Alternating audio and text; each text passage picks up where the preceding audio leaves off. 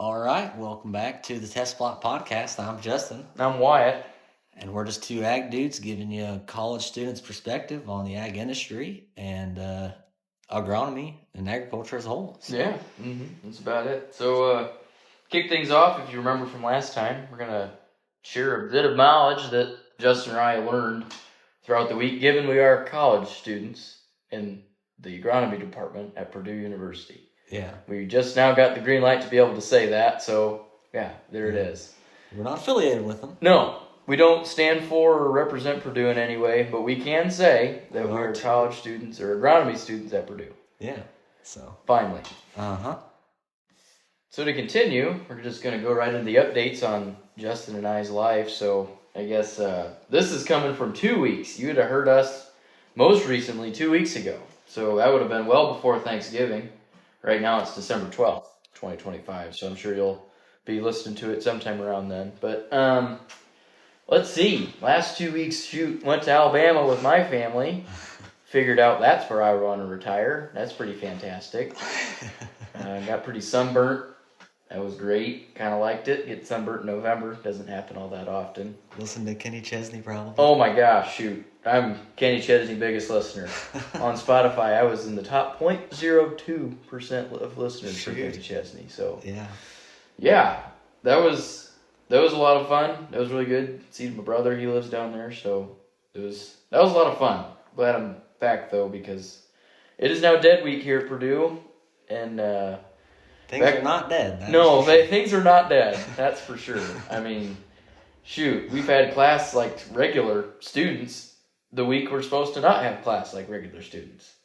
Yeah. So, yeah, I mean, it's been fun, I guess. I mean, learned a little bit there on the tail end of stuff in our one Agronomy 375 class. So, I guess, yeah, getting back to the actual point of this little segment is learn Hessian fly free dates for wheat. Up by me, it's September 22nd. And all the way down at the southern part of the state, it's October 9th.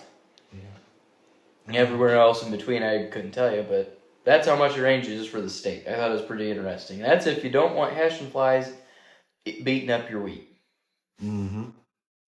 So now, Justin, I guess, what'd you learn this week, other than about some bugs that beat on wheat? Yeah, well, we talked a lot about soybeans the past 2 weeks and a little bit about wheat as well, like Wyatt mentioned. But I would say, I think we both kind of learned that sulfur is certainly becoming a pretty high macronutrient like NP and K are. Yeah. Certainly not pouring on 900 pounds an acre, but no. Yeah, a little bit of sulfur I think can go a long way. And also I think soybeans versus corn, which one's more tolerant to drought? There we go. There you go. Drought tolerance, kind of a hard thing to say, but soybeans are certainly a better drought tolerant crop compared to corn. So pretty cool to learn about the way that all of that works in terms of the science behind it. So that was pretty cool. Also, I think in terms of soybean production, we learned a lot about canopies and row widths. Yeah. And, canopy closure by R3. Yep. And the intermediate row. Soybeans is your best friend. So, yeah. That 900-pound joke that Justin just laid in there about the sulfur. So we had a worksheet in our soil science class where this old boy did his calculations wrong, and he ended up putting 900 pounds of nitrogen on some poor guy's cornfield. So this guy here is not me; it's you. No, yeah, that was Wyatt, not Justin. So, yeah, trust me, we got her figured out, and I know where I went wrong. Yeah. So, future employer, hire me. I'll be all right. We're not going to be nuking somebody's cornfield or nothing. It'll be fine. But now, according to all the soils TAs that grade all my papers and stuff, I am now known as 900 because they have not seen anybody mess up that calculation so bad where they put almost a half a ton of nitrogen on a cornfield. So that's where that joke comes from. Yeah. Hey, but you know what? Now we're both experts in terms of fertilizer calculations. I think you're the expert and I'm just riding on your coattails. I can do them. And by golly, we'll be good at them by the time we get the expensive piece of paper. But I think you're the expert and I'm still the we're working on it. Yeah, I'm in the intramurals compared to that. Yeah, I mean, Thanksgiving went pretty well with my family. Good. It's always good to see them and have a little fun. There was one side of the family went out and did some walking in the woods, so that was pretty cool. Cool. But yeah.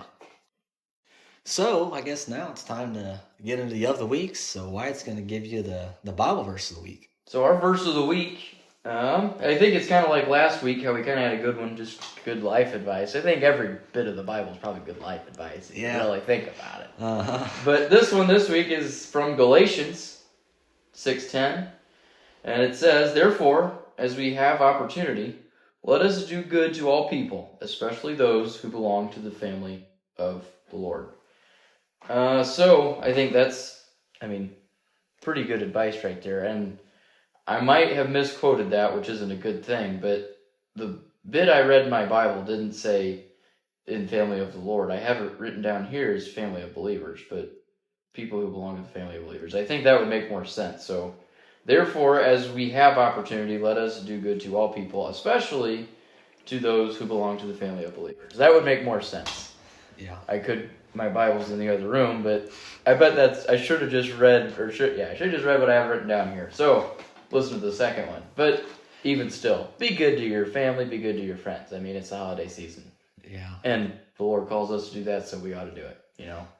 So, yeah. You got any good recommendations, feel free to email us or leave a comment with your favorite Bible verse. Maybe why it's your favorite, if you want us to talk about it. Not saying we're preachers or scholars on the Bible or anything, but by golly, we could maybe talk about it for a while. Uh-huh. So another gift from God, not only the Bible and how to live our lives and be good people, but is also equipment of the week. Specifically, it is that time.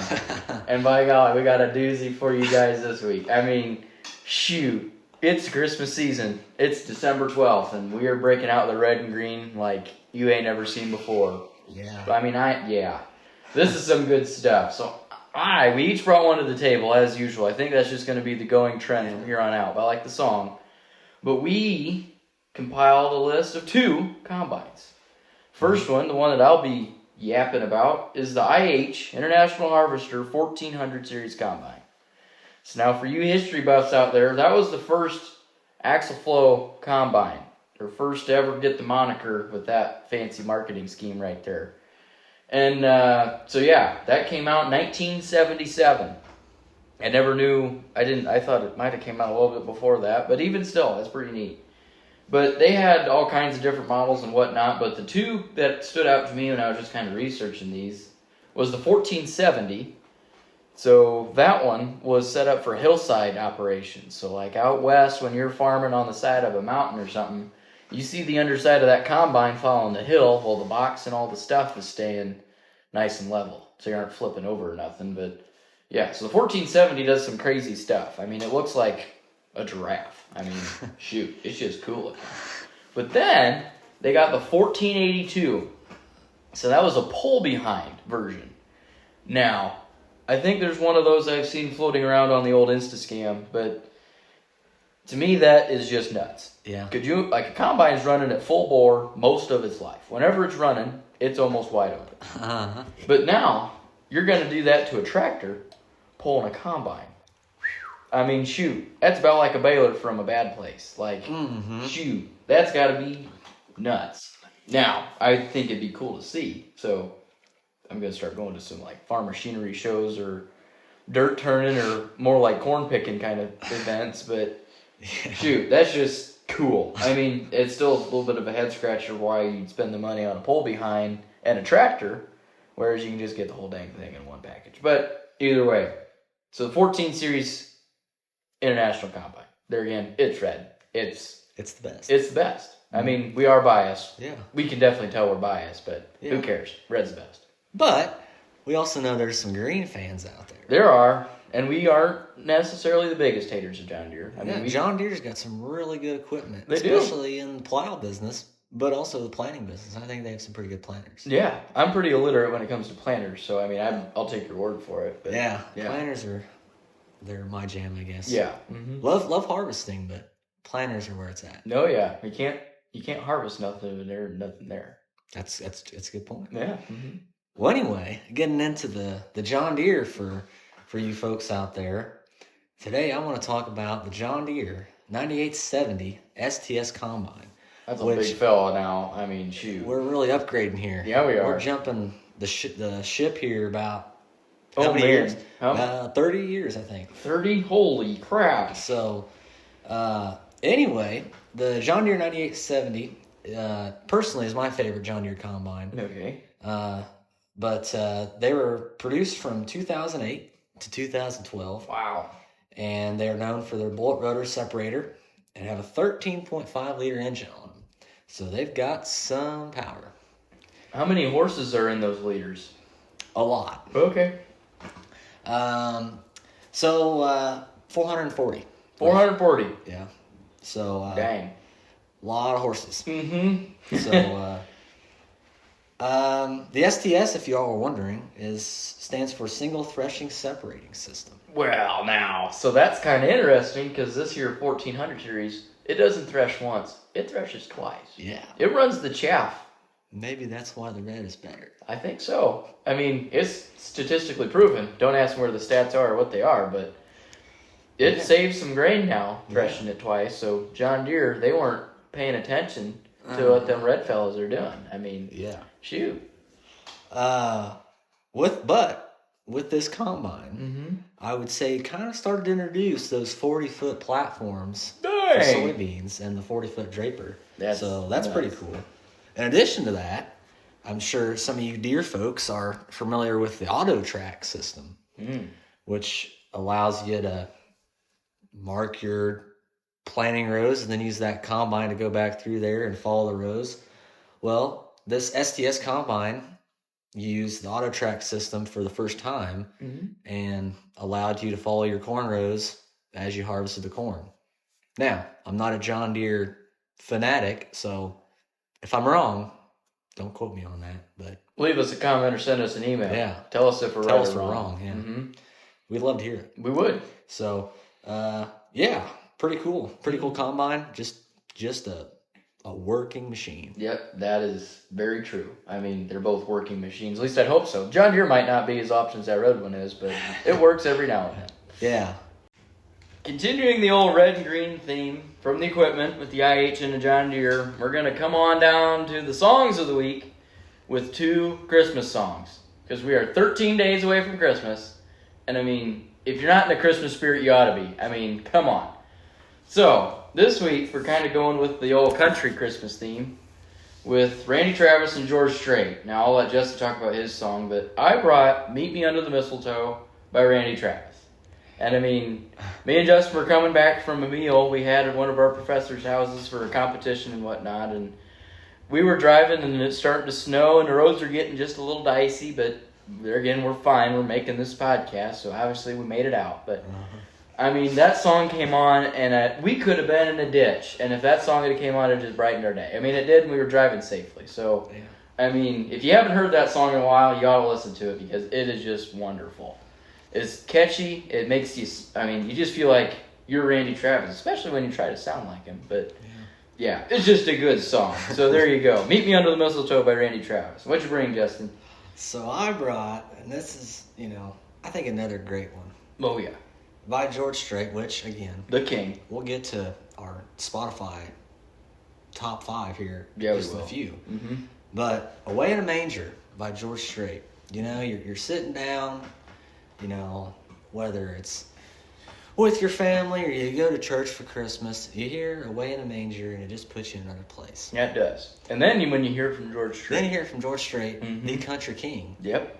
You just can't help but maybe let a shed of happy tear out, right? Oh, man. It just puts you in a good spot. Just start bawling happiness. Yeah.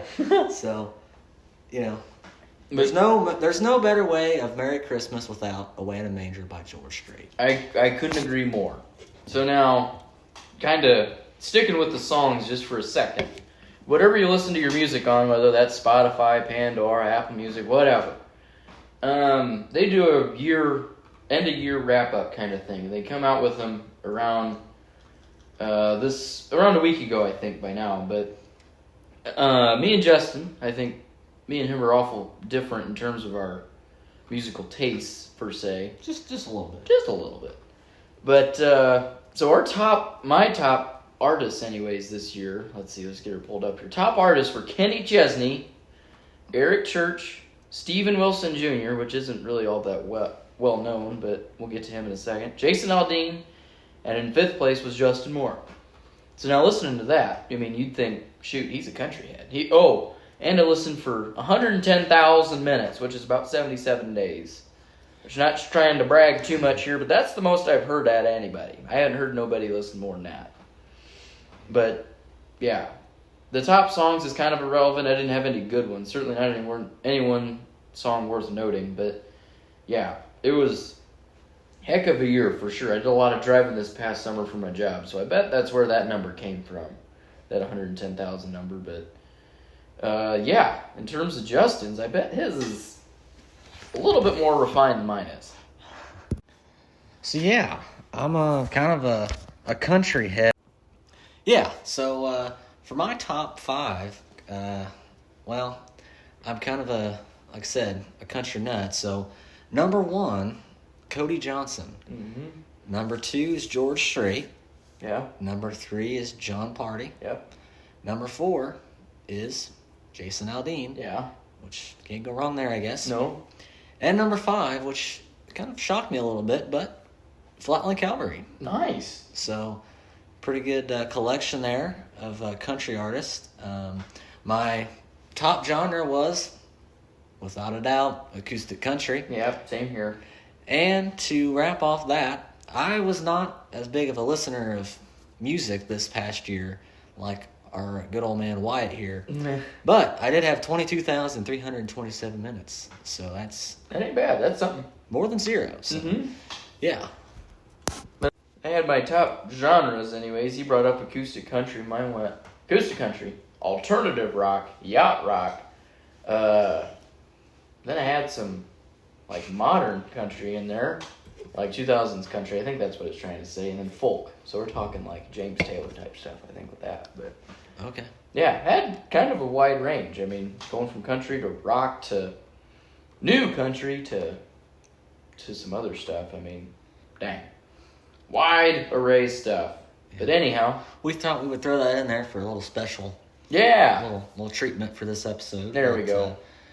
I think that gets us now into our prices. Prices of the week. That's right. And these come from Hoosier Ag Today. Is that right? Yeah. Hoosier Ag Today is where these are coming from. We're not sponsored by them or anything. No, not at all. But, I mean, they're publishing their information for all of us to look at, so by golly, we can share it. There we go. All right. So, to start off, corn is $4.31 a bushel. Soybeans are $10.76 a bushel. Wheat is $5.34 a bushel. And then moving into the livestock side, live cattle are $2.98 to the pound. Feeder cattle are $3.39 to the pound.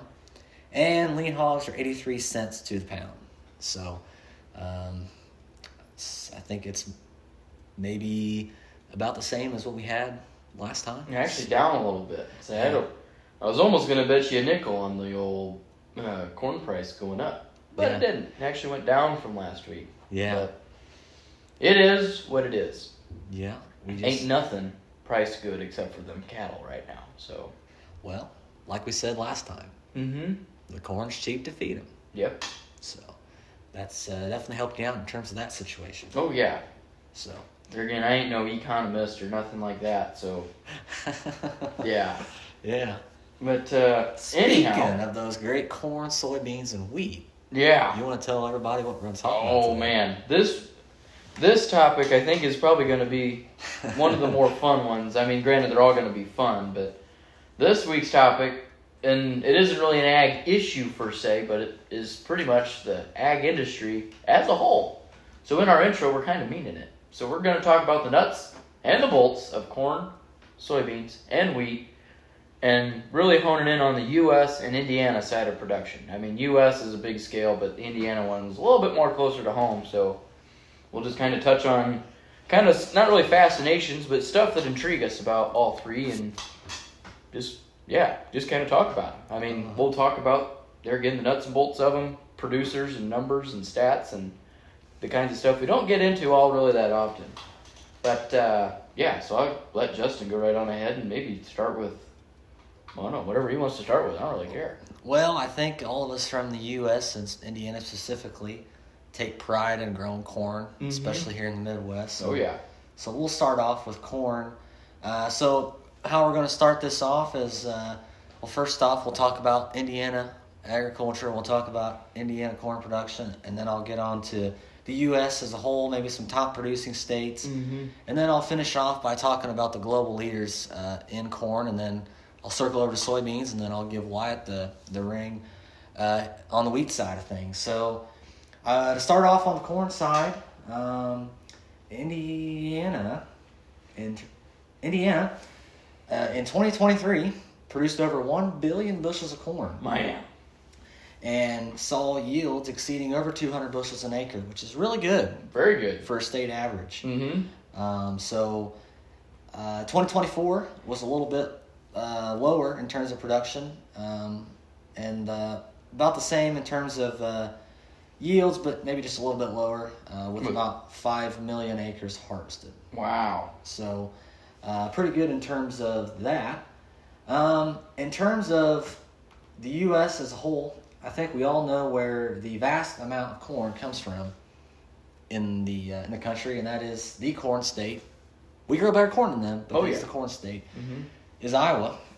They're number one in terms of corn production here in the U.S. Followed up by them as a really big rival to the old boys and girls out there in the state of Iowa is Illinois. They come in a close second to corn production. Third is Nebraska, which we sometimes forget about, but we do. They're pumping some corn out there too. Is their state tree the telephone pole? Maybe. It could be. I need to look that up. Yeah, their mascot's what? The Corn Huskers? Yeah. Yeah. Well, I guess they're are they harvesting more than just the corn husk? Well, I don't know. Must be, I guess, if they're number 3. I guess. Number 4 is Minnesota. And then Minnesota, like you guys up here in the north say it. And to round out the top 5 corn producers in the United States is this good old Hoosier state, Indiana, at number 5. We're going to clarify by him saying Hoosier. We're born a Hoosier, but it's by the grace of God we're Boilermakers. We're just going to go out on that. We're just going to go on and out there and say it. Yeah, and yeah. God bless America. God bless America. Mostly Boilermakers. But anyhow, the one thing, it kind of falls under the Fascinations side of things. So we had a class last year when we were freshmen, our second semester, our freshman year. We had a class called World Crop Production. It was really cool. We talked about where these big old crops are coming from, and corn, it started out as this wimpy little grass plant way down south. I mean, we're talking way down south, somewhere where they aren't speaking English. I think it's somewhere in Central America. I couldn't tell you where anymore. I mean, and this crop was teosinte? Does that sound right? I think so. Yeah. Maybe say that one more time because I didn't catch it. Teosinte? Teosinte? Yeah, teosinte. Teosinte. Okay, well, now you know. But I just thought it was neat that I couldn't tell you the years either, but I mean, it's just pretty cool that we're getting from a wimpy little grass plant all the way up to these big old, huge corn plants. I mean, what's aside from your county fair, vegetable competitions, how tall is your sunflower, how tall is your corn, whatever, on average, or not average so much, but have you seen tassels on a corn plant that are higher than the cab on a combine? You're running it, is it up higher or about eye level with you? I would say it's about eye level. Eye level? Okay. Yeah. Now we gotta think about how high up in the air you suppose you are? Oh, boy. I would say, probably 10 feet, maybe? When you shoot 10, 12, I guess? Yeah, sure. Yeah. Sounds about right. I'd say I have no idea. That's just a number I don't know. But yeah, beats the heck out of me. Me too. But yeah, I just thought that's cool. Coming from again just a grassy plant that nobody really thought about to that. Yeah. But that class as a whole taught at least me a lot. But I'm not here to talk about the class. Yeah. I guess corn is just pretty cool. Corn is just pretty cool. I mean, everybody is like corn. I mean, shoot, everybody down here in old West Lafayette. I mean, they're freaking out at the Agronomy Research Center whenever there's something cool going on with corn. Like when that short corn came out, I mean, gee whiz. Yeah. We're going from these tall sons of guns of corn plants to these short ones. I mean, I'm not a tall guy. I mean... We both aren't tall. No, neither of us are tall, really. No. I mean, there's a reason we're not playing basketball. No, we're not here on scholarship to play basketball. No, we aren't. Yeah. But, I mean, it's just cool. I mean, seeing a short little stubby Braden Smith looking corn plant out there next to these Zach Eady or Jacobson looking corn plants, I mean, doing a little bit of research over the summer on them, I mean, yields certainly were, I mean, on par. I mean, there wasn't any big difference with it. It's just pretty neat. Yeah. But the stuff that's capable with corn is pretty cool, too. Yeah, I mean, I say could maybe get a little more deeper into the whole short corn thing. Yeah. I'm sure we'll probably cover it more maybe on another episode. I bet we do, yeah. I think one of the biggest concerns with the short corn, it certainly looks to be yielding just as the bigger corn does. It's just short. The ear is very close to the ground. Yes, it is. Which I think causes maybe a little worry in terms of the production side of things and putting it to scale, but right, it's still pretty dang cool. Mm-hmm. It is, for sure. I mean, maybe it's me and Justin aren't plant geneticists or plant breeders by any stretch of the imagination, but by golly, hats off to them for getting corn to get short. Absolutely. I mean, that's just cool. Uh-huh. But, so I think, corn is cool. Corn is very cool. But when it comes to soybeans and the way that they can take nitrogen and fix it for themselves is pretty cool. I mean, yeah. So, I mean, we sound like some real nerds saying, man, that plant is doing some cool stuff with nitrogen. Yeah. I mean, we do sound nerdier than heck saying that, but it's still kind of cool. Yeah. Well, when it comes to corn and soybeans, we like to consider ourselves nerds, but anyway, soybeans here in the not United States, Indiana. Indiana, there we go. 2023, we produced about 334 million bushels of soybeans. And it looks like here and back in 2024, we produced 341 million bushels of soybeans across 5.7 million acres. Dang. So that's legit. Yeah. So when we kind of look onto the scale here, soybean producers in the United States, Iowa, unfortunately, is not number one. Oh, shoot. All right, who is it? Is it Nebraska? It is Iowa's biggest rival. Oh, the state of Illinois. Wow. Comes in at your top soybean producer. Wow. With over 10 million acres of planted and harvested acres of soybeans. Dang. And their rival comes in at number 2. Iowa producing, again, hundreds of millions of bushels of soybeans. Mm-hmm. Then, number 3 is that upper Midwest state up there near the Canada region. Minnesota comes in at number 3 in terms of soybean production. Number 4 is our great state of Indiana. We go. They come in at number 4 producing soybeans, and to round out the soybean top 5 is Nebraska. So they also produce some corn husk and some soybeans out there. I guess. Shoot, that's kind of cool. So I guess that's kind of the corn and soybean side. We'll maybe finish off here with the world. Kind of really get things out there in terms of the globe. Mm-hmm. The top 3 corn producers here in the world, number 1 is, of course, the great country, the United States of America. God bless America. Number 2 is China. Oh, well, that's all right. And number 3 is Brazil. Now, that's something that's kind of interesting. Interesting. Whatever word I just said was interesting. But the another thing that we kind of took from that class and then we're kind of learning on our own is that Brazil is kind of starting to become a heck of a place for farming. I mean, not putting down the country in any way, but it's just cool. It's kind of coming out of that like development stage and into that production stage of agriculture down there. It's just kind of interesting. And seeing what they're doing, first in terms of farming practices, and second, to the global market in commodities. I mean, they are producing a bunch of everything. I mean, I ain't kidding you. That's a lot. And, yeah, I mean, if you look back 15, 20, 30 years ago, they wouldn't have been up there, I guarantee it. Yeah. Which is a great segue into soybeans, because Brazil is actually number 1 in soybean production in the country, or not the country, the world. Wow. So, we are behind them at number 2 in terms of soybean production.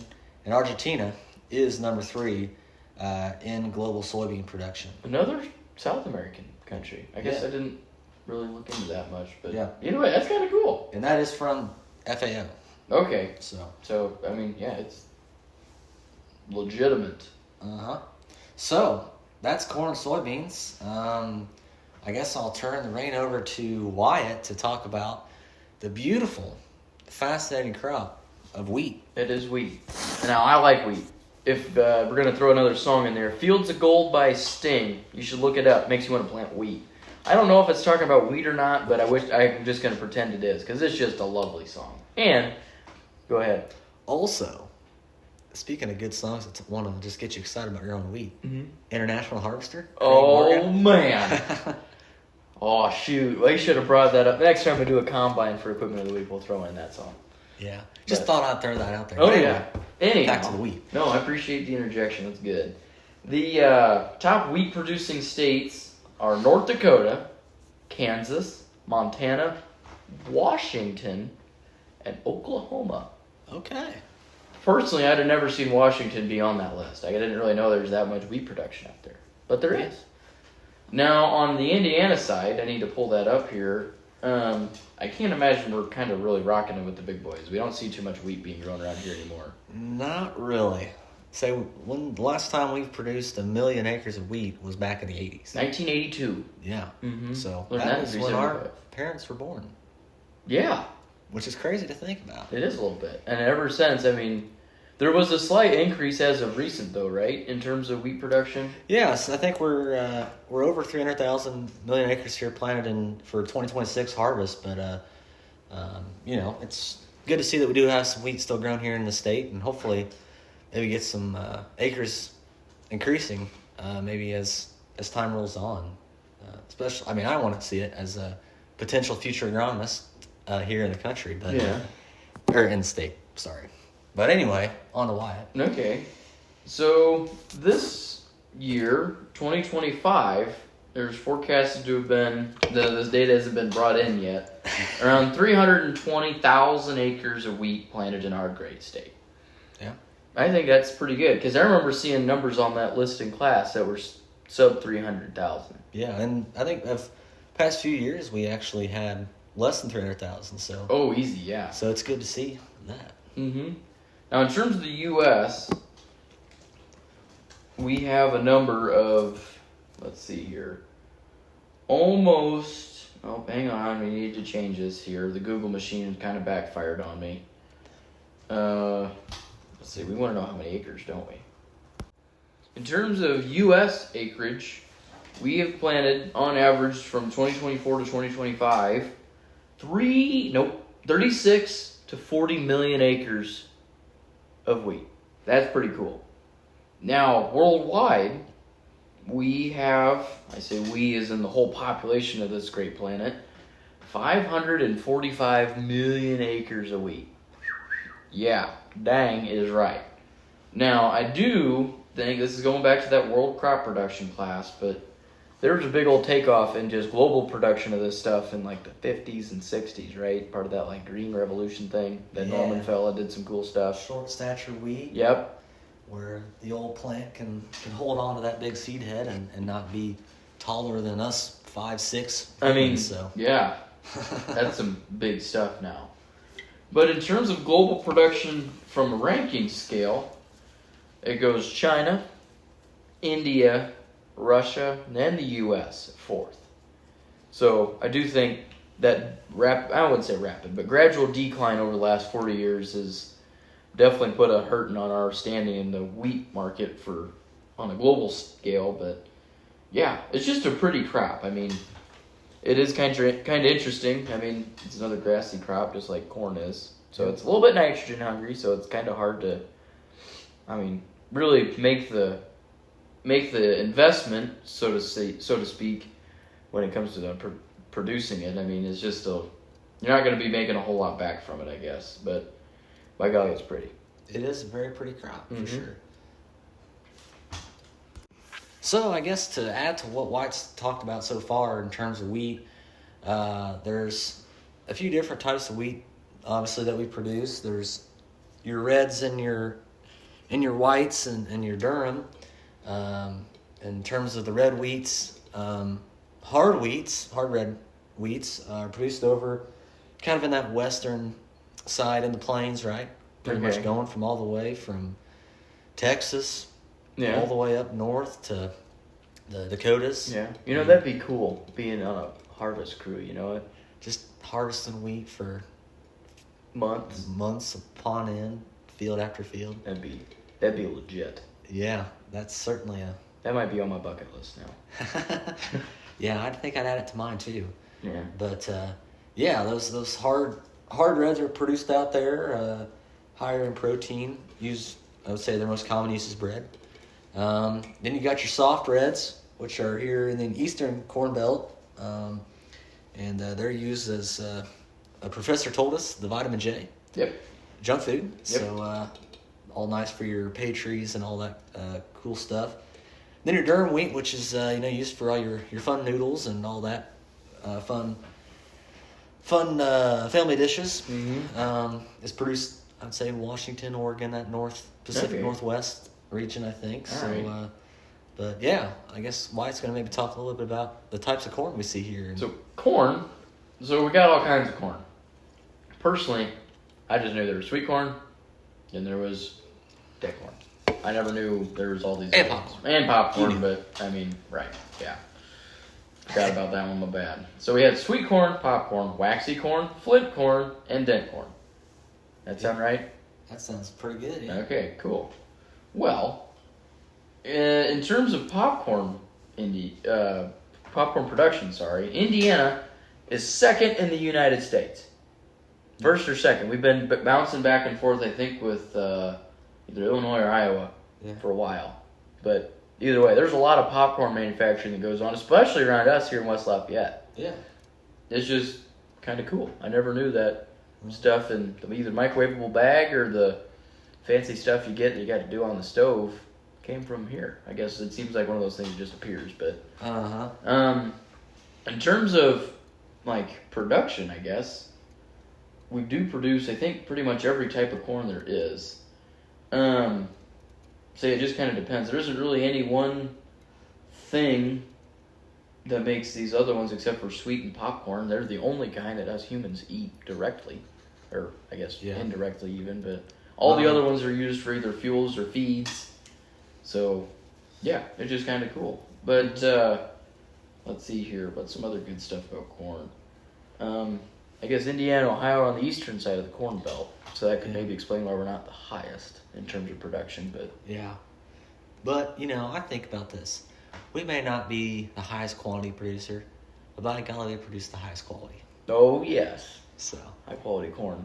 Now, I don't think we can even get into the seed company or chemical company kind of conversation without getting a lawsuit. But yeah, I mean, in general, yes, Indiana corn is just better corn. Make the right decision as well. So now, I guess after doing some research with my esteemed colleague here, so the waxy corn, right? That's for plastic stuff. I think waxy corn is a good product for making those plastics and things like that. Then the flint corn is that like Indian corn and stuff, or decorative corn? All that fun stuff. So all the crazy corn that you don't really do much with but look at is flint. Like, I think there's those corns that got those real tiny ears. Oh, yeah. That little, I'm pretty sure. I think my mom grows that stuff. Yeah, that old good old flint corn. Yeah, flint corn, Indian corn, which is they're synonyms, right? Like, I could call it Indian corn and everybody'd understand I'm talking about flint corn or vice versa. I don't really know. Yeah. But then the other corns, like dent, well, dent's really the only other one, that's the one used for your fuels and your feeds and stuff like that.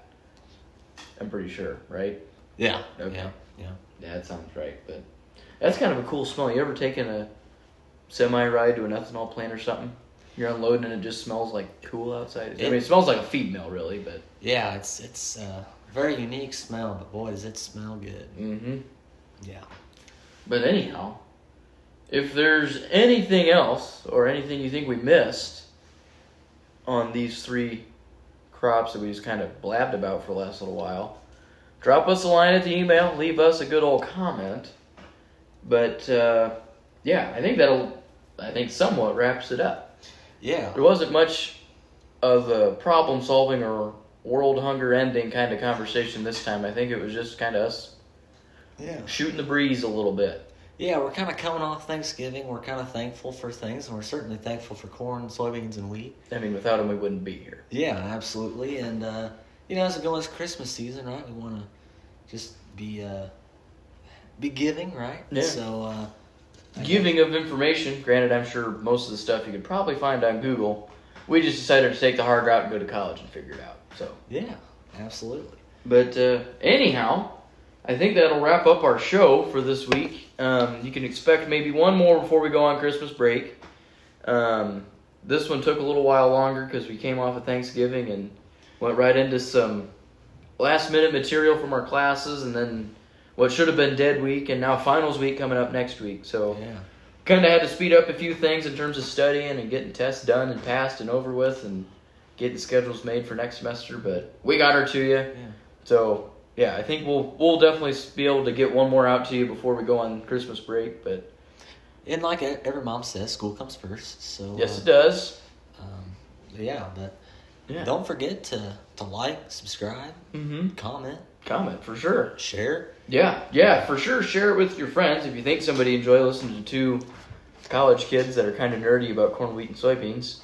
And farming in general. And farming in general. I mean, there's a lot of good information that comes from this, like songs, farm equipment. There's some spiritual fulfillment maybe coming from us. Maybe a little bit. We'd hope so. We'd hope so, yeah. But, well, I think that's about all we got. If you have any recommendations for things we could maybe add, do better, expand upon, if you got questions, comments, concerns, there again, comment or send an email to the email at thetestplot. It's on the YouTube anyways, thetestplot@gmail.com. We will reply as soon as possible, and we will certainly read it. We'll read every single one of them if you send one. Because we love our loyal fans. We do, absolutely. But, yeah, we like what we're doing. We at least enjoy doing it. We hope you do too. But I guess until next time, we'll see you later. All right. Toodles.